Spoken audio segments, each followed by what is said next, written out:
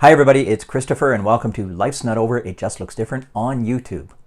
In today's video, I want to give a shout out to teachers because as far as I'm concerned, teachers are a very special breed of people with a pretty tough job. I look back on my years in school and I was not always the best student, not always applying myself, not always being the best behaved in school. And yet those teachers managed to put up with me and see me through and even support me through my school years. So I look back on that and I think, wow, those were really wonderful people. And there were a few standouts in the group that I wanted to give a little shout out to today. One of them being my junior high guidance counselor. So not necessarily a teacher herself, but Ms. Whitaker was fantastic as the guidance counselor because she recognized early and supported my love, interest, and enthusiasm for the broadcast business so that when it came time for me to pick a school, she did whatever she had to do behind the scenes to get the school division to allow me to go to a different high school out of my school division that had a radio and television broadcasting program as one of its program offerings in the school. So I was doing academics one day and I was doing the radio and broadcasting thing the next day, alternating back and forth for all 3 years of my high school career, which was simply amazing. And that takes me to the broadcast teachers themselves. Again, in my high school years, all wonderful people, all people that I look back on so fondly, but the broadcast teachers in particular, Mr. Saxberg, the department head, a man who had a long career in radio and had one of those big voices that I idolized. I thought this man was fantastic. And the experience and the wisdom he had, I just couldn't sit and listen to him enough. And then there was Mr. Playtink, my television teacher, who he himself had a long and great career in television before becoming a teacher.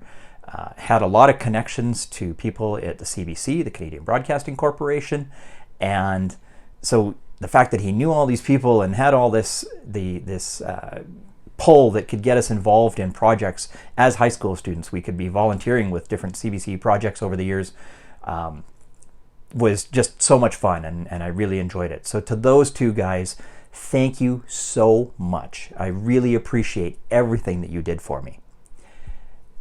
And then even after my high school years, when I lost my sight and had to get out of the broadcast business and go find something different to do, I had a couple other standouts as well. First of all, when I went into the financial services business, I joined TD Waterhouse, the discount brokerage, as one of their investment representatives. And our trainer, Paul, was just an amazing fella. I really liked learning from him. He was funny, he was witty, he was smart. He told it like it was, and I really enjoyed that. And then later, after I decided to get out of the investment business, I studied accounting and payroll, and there was my core subjects teacher, Deepika, who was just phenomenal, caring, supportive, great teacher.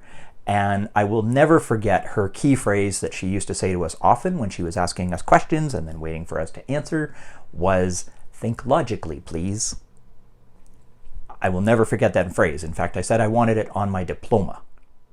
In 2016, I moved away from financial services and accounting and payroll and all of that thing, and I joined CNIB, the Canadian National Institute for the Blind. Through doing that work, I started to meet TVIs, teachers of the vision impaired. I met some educational assistants, and I also met early intervention children's specialists who, all of them are just, you can see this love for what they do and this enthusiasm for what they do in helping these kids.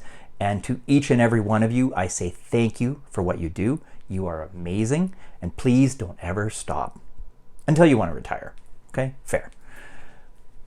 In 2018, I had the privilege of going to the Canadian Vision Teachers Conference in Edmonton, and even though I was there as a vendor and I wasn't fully participating and interacting with everybody there, I met so many TVIs and EI specialists, EAs, so many people that were just so passionate and enthusiastic for helping kids with sight loss.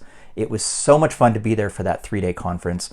I was supposed to go again in 2020, but unfortunately COVID got in the way of that. So hopefully there will be another one in 2022. We'll see.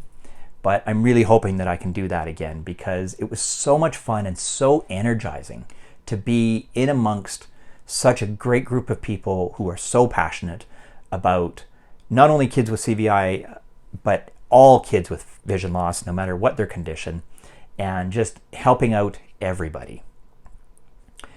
There is one more teacher that I have to mention just before I wrap this up, and that is my grade 11 English teacher. My grade 11 English teacher, her name was Helen Leswick. She was in Winnipeg.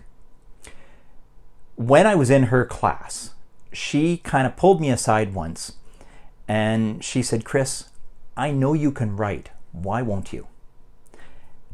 And I was a bit of a cheeky kid, still am some days. And I said to her, "Because you're not giving me anything I want to write about." I said, "If you give me something I want to write about, I'll write you a book." So many years later, after losing my sight and after publishing my memoir in 2016, one of my goals was to find her and put a copy of the book in her hands. She had long since retired, so I didn't know how to find her, but I had some friends in the teaching profession who helped me out, and in fact, my former broadcast teacher, Mr. Playtink, was instrumental in this. He reached out to the school division and helped me not only find out where she was, but helped get a note to her to say that I was looking for her and why.